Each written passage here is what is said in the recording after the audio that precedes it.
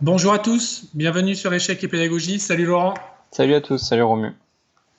Alors, une petite étude pour garder la forme, hein, vous en avez l'habitude maintenant. Donc, aujourd'hui, avec Laurent, on vous a sélectionné une composition de Mathison qui date de 1923. Donc, malgré le matériel très réduit, les Blancs doivent gagner dans cette position. Et donc, par conséquent, on vous invite à mettre sur pause, comme d'habitude, pour chercher par vous-même. Et ensuite, vous pourrez ainsi comparer votre solution avec celle brillamment exposée par Laurent. Alors, essayons de comprendre un petit peu ce qui se passe. Donc les noirs ont une qualité d'avance, mais ils sont probablement dans la peau de celui qui est un petit peu inquiet, dans la mesure où le pion passé sur B6 est très proche du bonheur, comme dirait Romu, et en plus il est particulièrement bien soutenu, puisque sa case d'arrivée est noire comme la couleur du fou. On sent que le roi noir risque de perdre la course, et le roi blanc est très proche aussi de ce pion passé pour essayer de le soutenir. En revanche, on pourrait être optimiste pour les noirs dans la mesure où une tour sur un échiquier particulièrement vide est en général assez agile de ses mouvements et pourrait, semble-t-il, facilement revenir au combat. Donc, tout le jeu des blancs ici va être de réussir à dominer la tour pour ne pas qu'elle puisse se sacrifier, et on va s'appuyer pour cela bien évidemment sur le roi et sur le fou blanc, mais aussi sur le fait que le roi B4, en plus de perdre la course face au pion B6, qui sera bientôt en B7 d'ailleurs, est pour l'instant sur une case noire, ce qui tombe bien parce qu'on a un fou de case noire et on se doute qu'un échec intermédiaire pourrait intervenir à certains moments. Donc le premier coup est relativement simple et logique, on souhaite faire une promotion, donc il faut avancer le pion.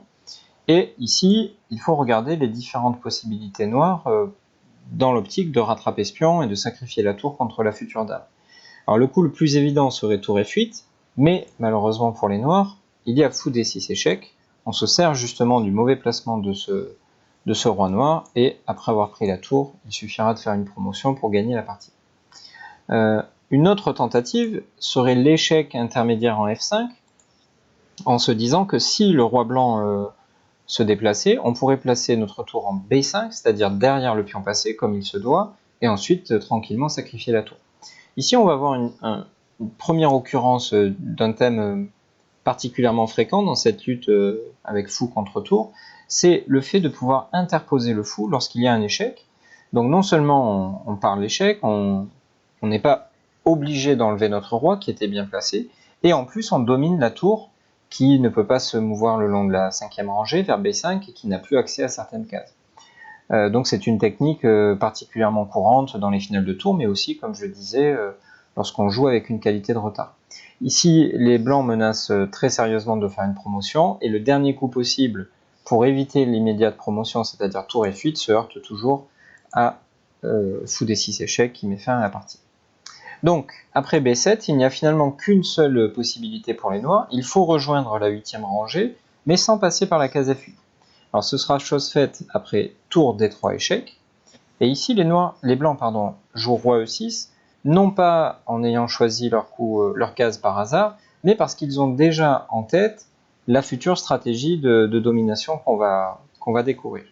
Après tour D8, qui est le seul coup pour défendre la case B8, on pourrait se dire que, sachant que la 8e rangée est particulièrement grande et que la tour peut s'y mouvoir, semble-t-il, très librement, les blancs vont finir par faire une promotion, les noirs par sacrifier leur tour, et la partie se terminera par le partage du point. Cependant, les blancs ont la possibilité de dominer totalement la tour sur la 8e rangée, avec un matériel très réduit, et pourtant ils vont réussir cet exploit. On constate que les cases A8 et C8 sont déjà contrôlées, et la case B8 également. On pourrait aussi dire que, au-delà de ces trois cases qui sont contrôlées directement, on contrôle aussi indirectement la case F8, comme on l'a déjà vu, puisque, pour l'instant en tout cas, tant que le roi est sur B4, on a le fameux fou D6 échec qui nous ferait gagner la tour. Donc on se rend compte qu'il n'y a plus que 4 cases disponibles sur la 8e rangée, donc déjà 50% de l'espace est pris, et on peut essayer de dominer encore plus de cases, notamment avec le coup fou C7. Donc en plus des 4 cases que j'avais mis en rouge juste avant, on a cette 5e case D8 qui disparaît. Il ne reste plus au noir que les cases E8, G8 et H8. Alors, si la tour vient sur les cases blanches, E8 ou G8, il va se passer exactement ce que l'on souhaite, c'est-à-dire que la tour n'aura bientôt plus de cases disponibles. Après, imaginons tour E8, mais tour G8 c'est exactement la même chose. On joue roi F7. Cette fois-ci, il n'y a plus qu'une seule case disponible pour la tour, c'est la case H8. Et c'est exactement le scénario que l'on souhaite, avoir le roi sur F7, la tour sur H8, et maintenant pouvoir profiter de l'échec intermédiaire, fou D6, qui va nous donner une nouvelle interception grâce à fou F8. La tour ne peut plus faire son travail le long de la 8e rangée, le roi noir est toujours trop loin du pion B7, et si jamais l'adversaire essaye de travailler sur la 7e rangée, une dernière obstruction va arriver avec fou G7 et la partie sera terminée. Donc ça c'est une version accélérée, on va dire, de la solution officielle, pour la simple et bonne raison qu'après fou C7, les noirs ne vont pas choisir E8 ou G8, que l'on vient de réfuter, mais vont plutôt choisir H8, et il faut encore un petit peu travailler avant de forcer la situation idéale dont on a parlé tout à l'heure. Donc on va obliger la tour à quitter la case H8, avec fou E5. Sur tour G8 ou tour E8, c'est roi F7, c'est ce qu'on a déjà vu. Et après tour D8, roi E7, la tour petit à petit est téléguidée vers une case où elle ne voulait pas aller, c'est-à-dire la case G8. Et après roi F7, tour D8, fou C7, vraiment du harcèlement contre cette tour, qui est finalement obligée d'aller là où elle ne voulait pas aller, en H8. Et on a déjà croisé cette position un petit peu plus tôt. Fou D6 échec, roi A5, ou peu importe la case. Fou F8, interception, tour H7 échec, fou G7, nouvelle interception et domination de la tour.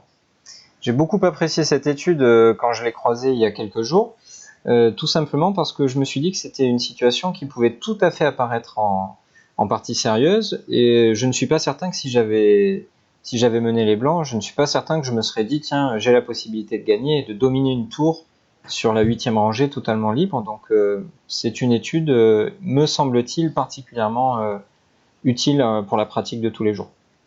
Oui, tout à fait, tu as raison de le souligner. Elle a un intérêt pédagogique au-delà du fait qu'elle soit jolie.